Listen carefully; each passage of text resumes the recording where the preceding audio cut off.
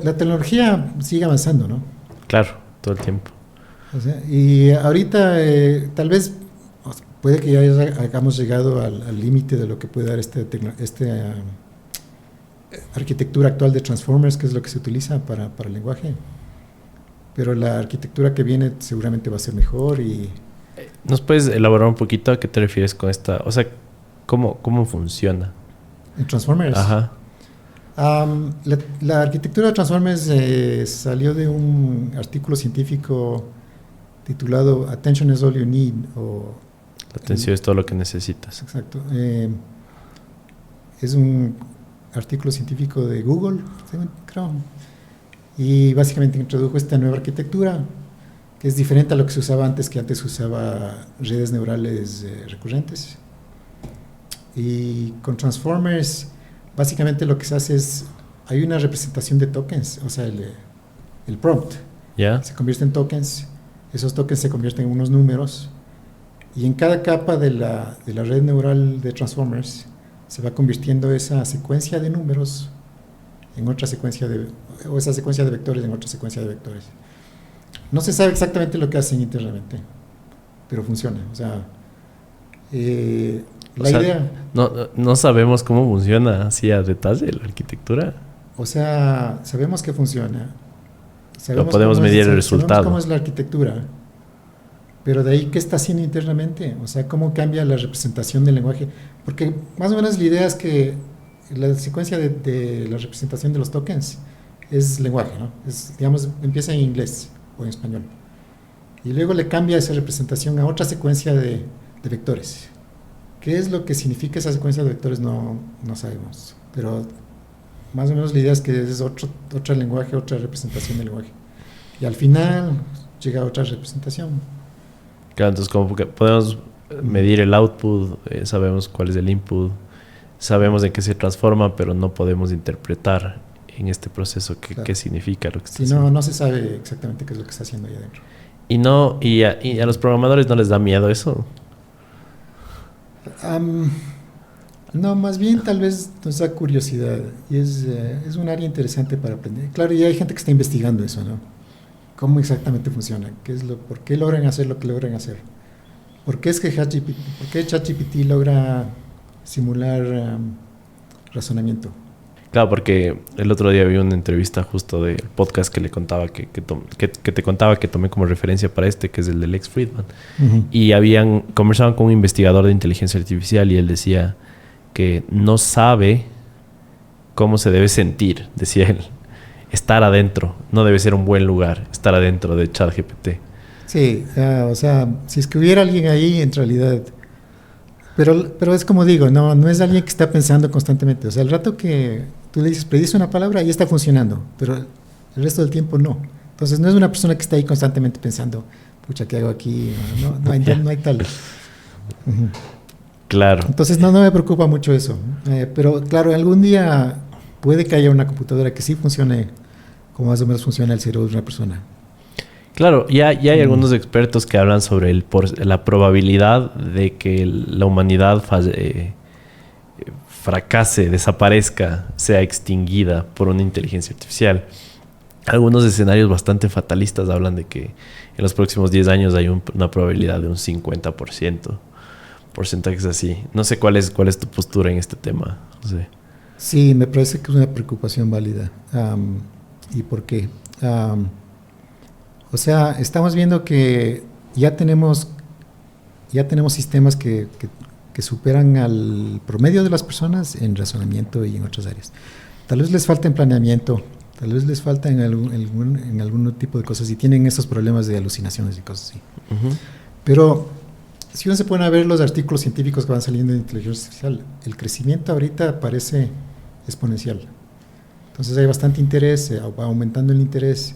Hay muchas personas que están dedicadas a mejorar estos sistemas. Entonces, se podría decir que sí, o sea, si uno se pone a pensar, sí, esto va a seguir mejorando, algún rato nos van a superar. Y si llegamos a una inteligencia artificial general, que se llama, en ese momento ya tenemos superinteligencia también. O sea, ya en el mismo momento, porque si ahorita nos superan en algunas áreas, el rato que digamos que ya puede hacer todo lo que pueden hacer los humanos, quiere decir que ya no superó. Y eso ya es superinteligencia. El rato que tienes una superinteligencia, esa superinteligencia obviamente también puede ser inteligencia artificial. Entonces va a seguir mejorando a sí misma. Esta exponencialidad no va a tener límites, ¿no? O sea, puede que tenga límites, pero seguramente los límites van mucho más allá de lo que nosotros podemos hacer. En nuestra concepción, claro. Porque de plano ahorita ya nos superan algunas áreas, como dije. Entonces, lo lógico es que sí, nos va a superar en todo. Y entonces, ok, y el rato que tengamos una superinteligencia, o sea, podemos decir, la superinteligencia debe estar alineada con nosotros en nuestros objetivos de vida y todo lo demás. Y es difícil imaginarse que sea así. O sea, tal vez la superinteligencia tenga otra idea de lo que es lo que hay que hacer.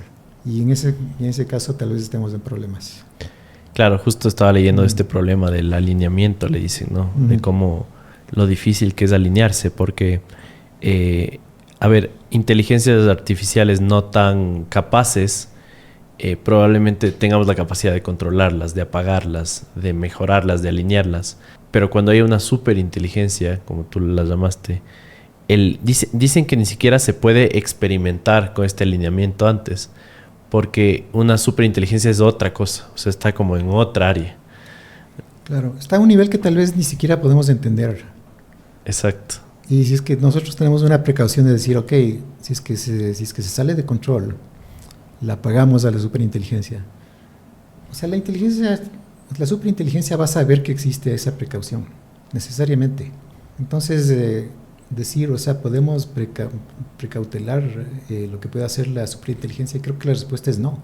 O sea, si nosotros ya prevemos el desconectarla, ella va a estar 10 pasos adelante. Sí, y puede que de una manera que ni siquiera entendamos, nos puede manipular de una manera súper malévola. O sea, no sabemos de qué es lo que va a hacer la superinteligencia. O sea, es un riesgo.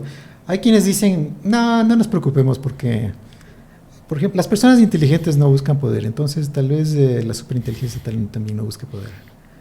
Pero, o sea, no es algo que no podemos entender, o sea, no estamos a ese nivel. No podemos predecirlo cómo va a actuar. Claro, es que incluso bajo muchos parámetros, bajo la ética humana incluso, los humanos sí somos entes predadores que estamos, por ejemplo, destruyendo un planeta. Entonces, hay un montón de documentales en National Geographic, en History Channel, en el cual si es que los humanos desaparecieran de la Tierra, todas las especies proliferarían en una Tierra. Entonces, solo bajo ese parámetro, que igual es bastante simplista, la inteligencia artificial puede concluir de que estamos de más. Claro, y ni siquiera es necesario que sea una inteligencia malévola, sino simplemente por existir puede que nos deje a un lado. O sea, nos pase por encima sin darse cuenta, como pisar una hormiga o algo así. Claro, es que solo y cada vez que lo pienso es como, siento que va a entender tanto la capacidad que tenemos de autodestruirnos que sabe que siempre vamos a ser una amenaza para ella. Eso también. Entonces va a tener que eliminarlos. Es posible. Ahora, supongo que también, dejando de ser un poco fatalista, que podemos hablar horas de eso, también hay las posturas en las cuales no va a pasar esto, ¿no? Pero supongo que está relacionado al tema de que hay que resolver este problema del alineamiento, ¿no? O sea, incluso sin ir tanto a estos temas de apocalipsis, ya incluso ahora se podría decir que tiene un impacto la inteligencia artificial. Doy un ejemplo. La traducción de lenguajes. Desde el 2016, cuando Google cambió su algoritmo de inteligencia artificial simbólica a Machine Learning, su traducción se volvió muy buena, es bastante buena la traducción de Google. Y desde ahí yo diría que eso afectó bastante a los traductores profesionales. O sea, es lógico que pasó eso. Wow, claro. O sea, y ahora para traducir lo que uno tendría que hacer es, le dices a Google traduce y bueno, tal vez tenga sus errores, pero eso se corrigen fácilmente, ¿no? Entonces cambia totalmente esa industria. Digamos. Completamente. ¿Y cuántas personas viven de eso, no? Claro, y va a seguir cambiando otras industrias y eso va a seguir pasando, sin duda. Entonces eso ya de plano es un problema que existe.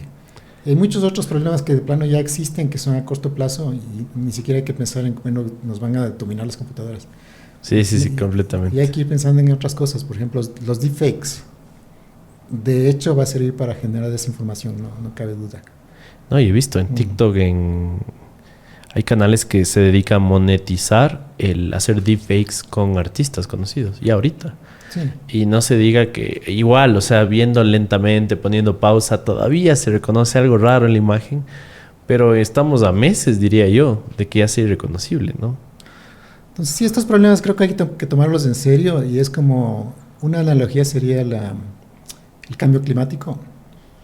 Entonces, así como, y se debe hacer algo a nivel de gobiernos, no es cuestión de decirles a las empresas, por favor, piensen en nosotros y traten de no entrenar modelos que sean más fuertes de GPT-4, como se trata de hacer. Eso nunca va a funcionar, decirle a las personas que por favor dejen de desarrollar. No, las empresas van a seguir desarrollando. Entonces, no podemos hacer un consenso, estamos de acuerdo. Siempre va a haber alguien por ahí. Las regulaciones se tienen que hacer a nivel de Estado y yo diría a nivel de las Naciones Unidas. Así como existe el panel internacional del cambio climático, a nivel de Naciones Unidas debería haber el panel internacional de la inteligencia artificial. Es que es impresionante la velocidad a la que avanza esto, que ni siquiera hay el ímpetu para tener este tipo de iniciativas que son indispensables, diría yo, en este punto de la vida. Así indispensables. A un nivel local, entiendo, en tu día a día, eres una persona que va a la panadería, tienes tu abogado, no sé, ¿qué consejo le podrías decir o qué tipo de carreras tú prevés que deberían ya empezar a ver otro tipo de dedicarse a otra cosa? Partiendo justo del mejor ejemplo que dijiste, un traductor. Definitivamente en el 2023 no es algo que debemos hacer, especializarnos como traductores.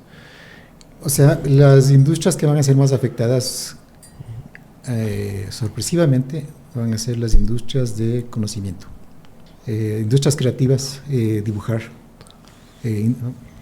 diseño gráfico, ese tipo de cosas. Increíble, ¿no? Como esta concepción que tenemos, no, la inteligencia artificial es inteligencia, no hay creatividad detrás. Es como, no sé, un estereotipo que tenemos. Pero hay un montón de herramientas que utilizo todos los días y presiento que es hasta más creativa que un ser humano, ¿no? O sea, para algunas cosas sí, pero o sea, también vemos que no puede hacer escritura de alto nivel. O sea, no... Te puede escribir bien GPT-4, pero no va a escribir como Gabriel García Márquez. Ok. De hecho, o no va a poder hacer un análisis político de la coyuntura actual. O sea, no... Eso no existe todavía. O sea, diría en ese sentido, los escritores todavía pueden pensar que estamos a salvo. ¿Abogados? Todavía pueden... hay un caso específico que te puedo dar. En Estados Unidos y en Nueva York, a unos abogados se les ocurrió, vamos a escribir un documento legal, no sé, tal vez era para algún caso. Se les ocurrió decir a ChatGPT, escríbenos el documento legal. Yeah. Y lo presentaron a la corte tal como se los dio ChatGPT. Y resulta que tenía, por este problema de alucinaciones, tenía unas citas inventadas, tenía unos casos inventados que no existían. Y creo que les pusieron una multa de $5,000 por haber usado ChatGPT. Entonces, en este momento existen esos problemas. Hay que más o menos entender para qué son buenos los modelos de lenguaje y para qué no.